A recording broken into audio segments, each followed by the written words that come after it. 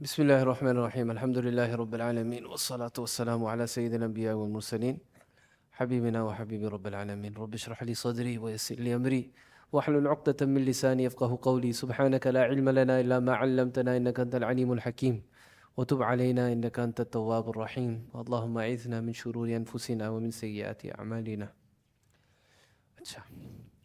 What chapter are we on? Who remembers? The chapter of Amana. The chapter of Amana. The reason that I'm asking again is not to quiz, because I know everybody is always engaged and knows. The reason is because there's a long hadith today. And it's very easy, you know, when they say to lose the forest for the trees, you might forget that the hadith, the reason that Imam Nawawi rahmatullahi alayhi brought it in this book, or in this chapter, is because it has something to do with amana. But then the story itself is amazing. So now you might forget about the amana aspect of it. That's why I wanted to put that in your mind. The second thing, who was the richest sahabi? Who knows this? The sahabi who was the richest? Abdul Rahman bin Auf radiyallahu an. So now when you hear the numbers here, and this is not about Abdul Rahman bin Auf radiyallahu an, you'll see how much wealth the Sahaba radiyallahu an accumulated.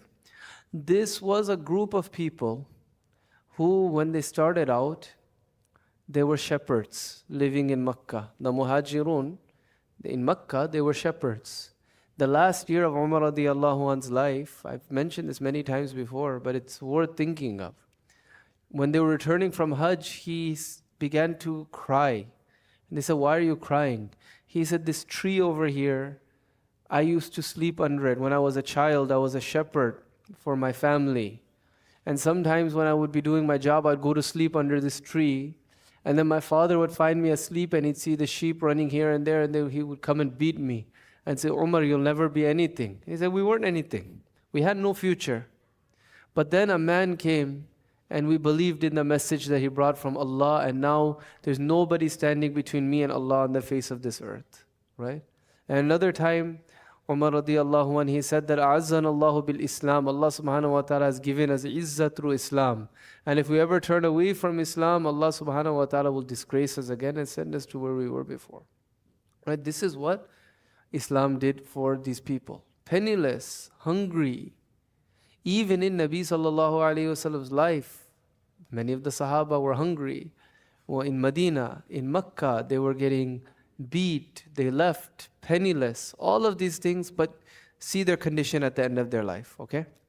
And again, this chapter is the chapter of Amana. So, وَعَنْ أَبِي خُبَيْبٍ بِضَمِّ الْخَاءِ الْمُعْجَمَةِ عبد الله بن الزبير رضي الله عنهما. So Abdullah bin Zubayr radiallahu anhuma, his name, his kunya is Abu Khubayb. So he had a son named Khubayb. Abdullah bin Zubayr, he was a Khalifa, meaning during the time of Yazid, he had his Khilafat in Makkah. He was killed by Hajjaj bin Yusuf. Abdullah bin Zubayr, his father we know as Zubayr, mother was who? Asma bint Abi Bakr, right? Asma bint Abi Bakr. So the father is Zubayr, he's one of the 10 Sahaba who were promised paradise. The mother was Asma bint Abi Bakr. So his khala was who? Aisha radiyallahu anha. His grandmother, his daddy was Safiya radiyallahu anha, who was the aunt, who was the puppy of Rasulullah sallallahu alayhi wasallam. He was the first child that was born in Medina after Hijrah. What happened is, after the Muhajirun, they made Hijrah, no children were born to the Muhajirun. So now the Munafiqun and the Yahud, they began to say that, oh, you know, there's magic has been done on the Muslims, right? That they won't be able to have any children here. So when he was born, everybody was happy that a child was born to the Muslims. And his tahniq was done by Rasulullah sallallahu alaihi wasallam. Tahniq, what is that? Right, when a child is born, what you do is you take like a date or you take honey, you take something sweet and you put it on the upper palate of their mouth, a little amount, right? And so the first thing that entered his mouth was the saliva of Rasulullah sallallahu alaihi wasallam. So ideally a person, they should do this right when the child is born, okay? Oh, what we do is sometimes like a child, like they're like 3 years old and we try to get their tahniq done. No, ideally try to get it done then and there. The father could do it, or if you want, sometimes you have ta'alluq and connection with a pious person. So what you do is you could go and you could take the date to them beforehand and say, can you chew this a little bit? So when the child is born, you put it in their mouth for barakah. You're allowed to do this. Or a day or two after the child is born, take them to this person and have them do the tahniq. There's a lot of barakah in it. And one of my kids right here, over here, I had Mufti Rabbani do their tahniq like right here. A few days after I brought him from the hospital, there was some dawat here. So I brought him here, right? Some I didn't, some of them I did tahniq on my own. So, you could do whatever, it's allowed. The first thing that went in his mouth was what? It was the blessed saliva of Rasulullah sallallahu alaihi wasallam. He was known for his ibadah. He was known for his fasting. He was known for his bravery. He was a mujahid. And when Yazid passed away, they pledged bay'ah to him. But he was made shaheed by Hajjaj bin Yusuf in 73 Hijri. Only 33 hadiths are narrated from him. But his brother, Urwa bin Zubair, who was not a Sahabi, but he was a Tabi'i, he narrates hundreds of hadiths. How can this Abdullah bin Zubair, who's a Sahabi and more prominent, how does he only have 33 hadiths, where his brother has hundreds, if not 1,000 hadiths? How is that possible? And his brother wasn't a Sahabi, and his brother wasn't of a high rank, like compared to a Sahabi. Yeah.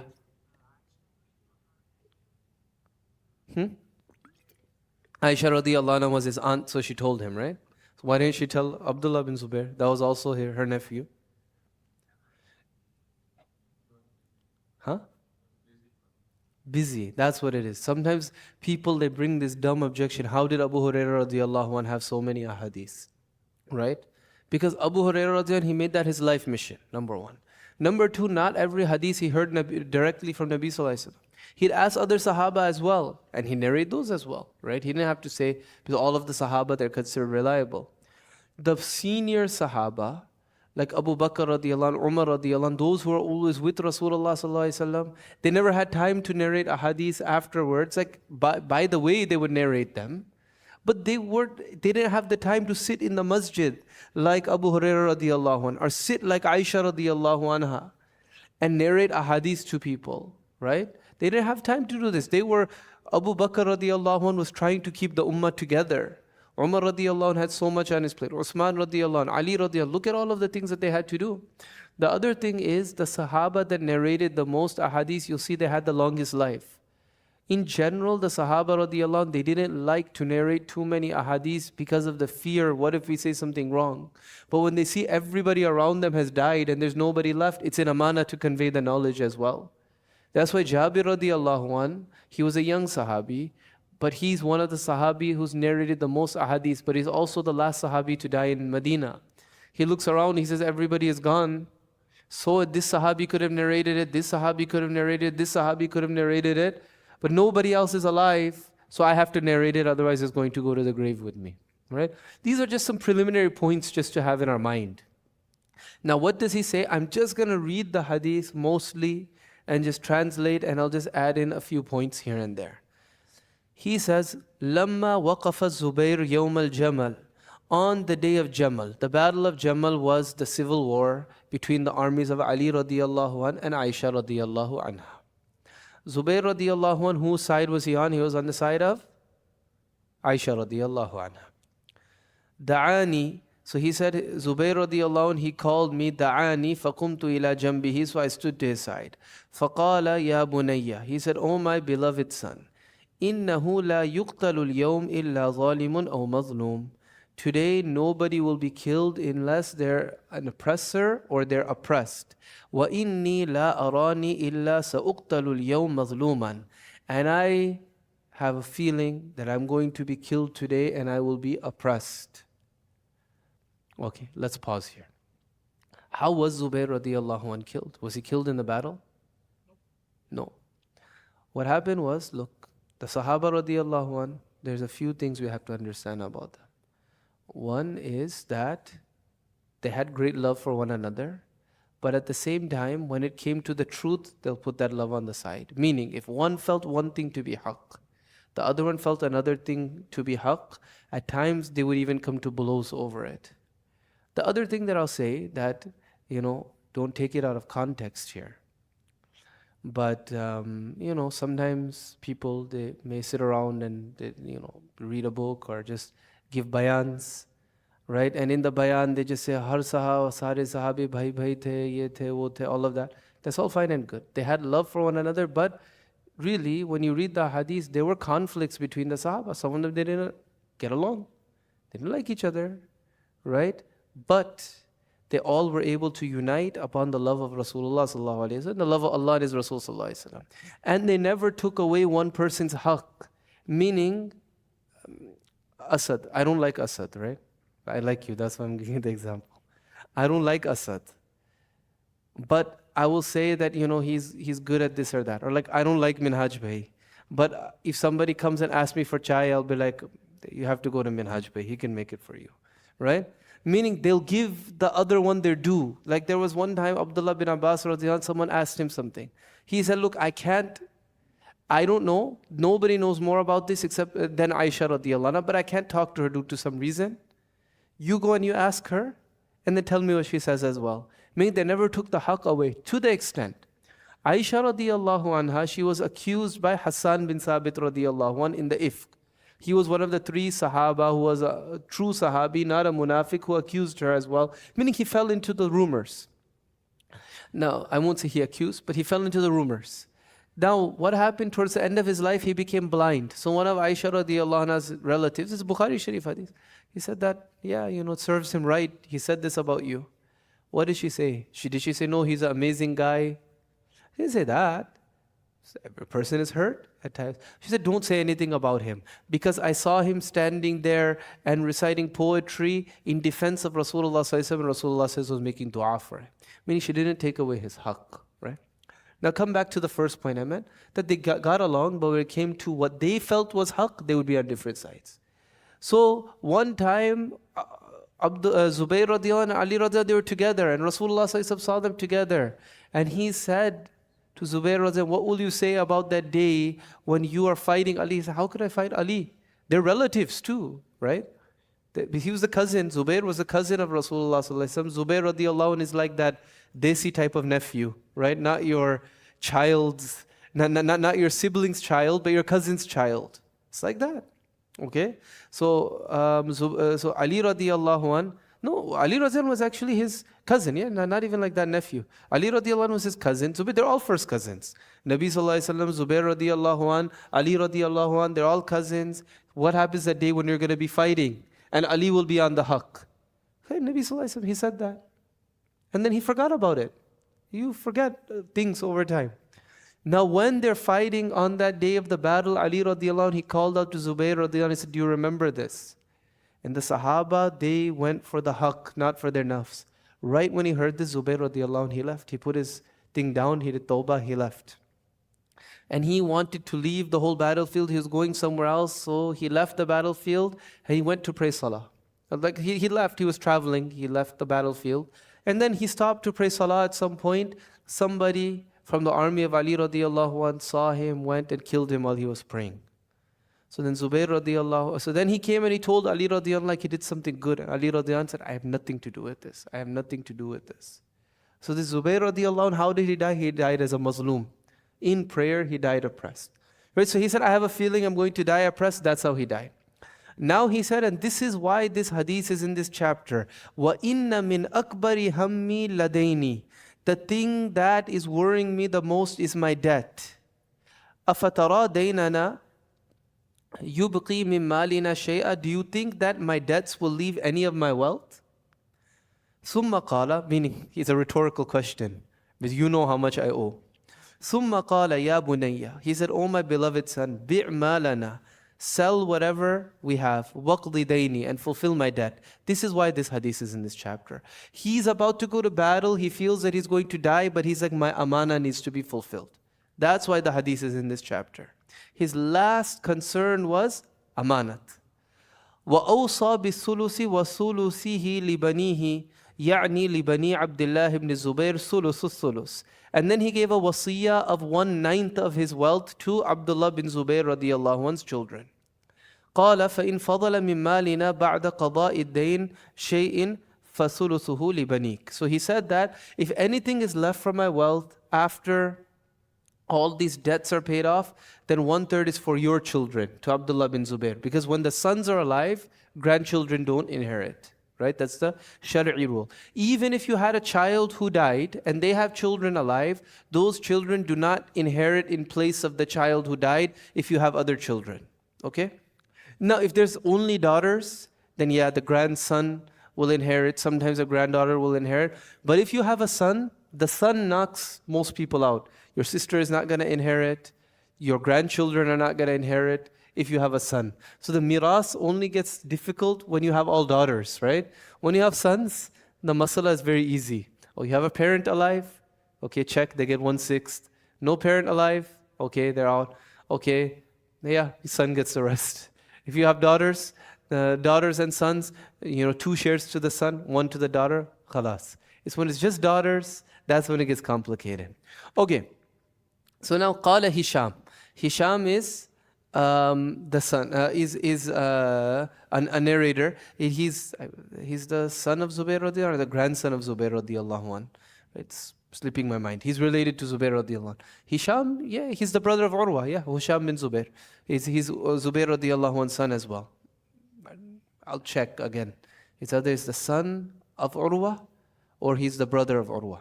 Or maybe he's the son of Urwa, meaning grandson. Anyway, Hisham, he says, وَكَانَ بَعْضُ وَلَدِ عَبْدِ اللَّهِ قَدْ وَازَى بَعْضَ بَنِي الزُّبَيْرِ خُبَيْبٍ وَعَبَّادٍ. And some of the children of Abdullah bin Zubair were the same age as the children of Zubair radiallahu anh. Meaning that some of the grandchildren of Zubair radiallahu anh were the same age as his children, like Khubayb and Abbad. These children of Abdullah bin Zubair, these were the same age as Zubair radiallahu anhu's children. So that, if you're like Hazrat Maulana Hussain Ahmad Madani rahmatullahi alayh, his son just came, right? Hazrat Maulana Arshad Madani. Maulana Arshad Madani is 85 now, right? And Hazrat Madani, his father was born in 1870. His son is still alive, right? And he has a younger brother, meaning Hazrat Madani passed away when he was in his 70s or 80s. And he had a child that was 2 years old when he passed away. And so he said, and many of his wives passed away. Like in Medina, his wife passed. He had 3-4 wives, like they passed away. So he'd get married again and again. And he said that I saved my jawani when I was young, meaning I didn't look at filthy things and waste my nutfa, right? So he said, so I have it when I'm old. So that's something children, young people should remember. Don't look at haram things. So then you'll have strength when you're older. Okay? Now, وَلَهُ يَوْمَئِذٍ تِسْعَةُ بَنِينَ وَتِسْعَةُ بَنَاتٍ. When Zubair radiallahu anh passed away, he had 18 children. قال Abdullah, his son said, فَجَعَلَ يُوصِينِي بِدَيْنِهِ وَيَقُولُ يَا بُنَيَّ إِنْ عَجَزْتَ عَنْ شَيْءٍ مِّنْهُ فَاسْتَعِنْ عَلَيْهِ بِمَوْلَايَ. He began to say, pay off my debts, pay off my debts, pay off my debts. And he said, my beloved son, if you ever feel that it's too difficult, ask for help from my Mawla. Mawla means master. So Mawla in the Arabic language can have many meanings. It can mean master, it can mean your freed slave, it can mean protector, many different things. So he said, قَالَ فَوَاللَّهِ مَا دَرَيْتُ مَا أَرَادَ حَتَّى قُلْتُ. So he said, I didn't understand what my father said. So I asked him, Ya abati man mawlak? Because he thought, okay, if you're not able to, there's a person that's going to help you. So who's your Mawla? Who's your master? قَالَ Allah. Zubayr radiallahu anh said, Allah. قال فوالله ما وقعت في كربة من دينه إلا قلت يا مولى الزبير اقضي عنه دينه فيقضيه. So he said, there was never a time when I felt I can't do this, when I was in a difficult situation in regard to paying off his debt, except that I made dua that Ya Mawla Zubair, O Mawla, O Master of Zubair, اقضي عنه دينه, pay off his debt for him. You could make this dua as well. Ya Mawla, whatever your name is. Or you could say Mawla Zubair, no problem, right? You could say as well. It's the same. Mawla Zubair is Allah. Mawla Wahaj is Allah. I'm not going to get into this discussion here. But the Sahabi did it, so it's okay. So if a Sahabi did it, it's okay. We can't question that. قال فقتل الزبير ولم يدع دينارا ولا درهما إلا أرضين. Right? So Zubayr radiallahu anh was killed, and he didn't leave behind 1 dinar or 1 dirham. All he left behind was land. Minha al-Ghaba. One of the lands was named Al-Ghaba. It was a prime piece of real estate. وَإِحْدَى عَشَرَةَ دَارًا بِالْمَدِينَةِ. He left behind 11 houses in Medina. وَدَارَيْنِ بِالْبَصْرَةِ. 2 houses in Basra. وَدَارًا بِالْكُوفَةِ. 1 house in Kufa. وَدَارًا بِمِصْر. And he left behind 1 house in Misr, in Egypt. قال وإنما كان دينه الذي كان عليه أن الرجل كان يأتيه بالمال فيستودعه إياه فيقول الزبير لا ولكن هو سلف إني أخشى عليه الضيعة. Why did he have all this debt? You're going to see the numbers in a minute. This is Bukhari Sharif hadith, by the way. This man, people would come, there was no bank at that time. So they would come to Zubayr radiallahu anh, he was trustworthy. They say that, look, we want to leave our money with you as an amana. He said, no, I don't want it to be as an amana. Make it a debt. Why? Because if it's an amana, he says, I fear if I lose it, it's not secured for you either. Because when you give something to someone as an amana, and if in good faith, if that thing is ruined, the amin doesn't owe them anything. He said, look, it's a debt. Now it's secured. I'm going to owe it to you in any way. And then he could use this money as well. He could use this money. He could invest. He could do this and that. So every time somebody would come and want to give him money as an amana, he said it's a debt. So large sums of money would come to him. He would invest it. Okay? وَمَا وَلِيَ إِمَارَةً قَطُّ وَلَا جِبَابَةً وَلَا خَرَاجًا وَلَا شَيْئًا إِلَّا أَن يَكُونَ فِي غَزْوَةٍ مَعَ رَسُولِ اللَّهِ صلى الله عليه وسلم أو مع أبي بكر وعمر وعثمان رضي الله عنهم. So he said, and he didn't have any high position, like he wasn't a governor, he wasn't a tax collector. He would just go and fight in battles. And then he had this investment income. He would invest. Okay? قال عبد الله فحسبت ما كان عليه من الدين فوجدته ألف ومئتي ألف. Who knows the number? What is that? Bilal. ألف ومئتي ألف. He said, I calculated his debts. His debts were 2,200,000. 2,200,000, that was his debt. Okay? فلقي حكيم بن حزام عبد الله بن الزبير. Hakim bin Hizam, Sahabi, he came and he met Abdullah bin Zubair. فقال يا ابن أخي, he said, oh nephew, كم على أخي من الدين. How much debt did my brother Zubair radiallahu anh have? فكتمته, he said, I hid it. وقلت مئة ألف, he said, he was 100,000. That's not a lie, because it was 100,000 plus a lot more, right? He hid it. فقال حكيم والله ما أرى أموالكم تسع هذه. So I don't think what he left behind will be enough for 100,000. فقال عبد الله. So Abdullah bin Zubair said, okay, أرأيتك إن كانت ألف ومئتي ألف. What if it was 2,200,000? قال ما أراكم تطيقون هذا. He said, I don't think that you all will be able to handle this. فَإِنْ عَجَزْتُمْ عَنْ شَيْءٍ مِّنْهُ فَاسْتَعِينُوا بِي. But he said, but if you have any trouble, come to me, ask my help. Abdullah bin Zubair didn't do that though. قال, so he had all these chances? No. قال وكان الزبير قد اشترى الغابة بسبعين ومئة ألف. He said that this land, Ghaba, this prime piece of real estate, he said Zubair radiallahu anh had bought it for 170,000. فَبَاعَهَا عَبْدُ اللَّهِ. Abdullah bin Zubair, his son, sold it for, guess how much he sold it for? He got it for 170K. How much did he sell it for? بِأَلْفِ أَلْفِ وَسِتِّمِئَةِ أَلْفٍ. 1,600,000. And that's one. He had 11 houses in Medina, and he had 2 houses in Basra, and 1 in Kufa, and 1 in Egypt. ثُمَّ قَامَ.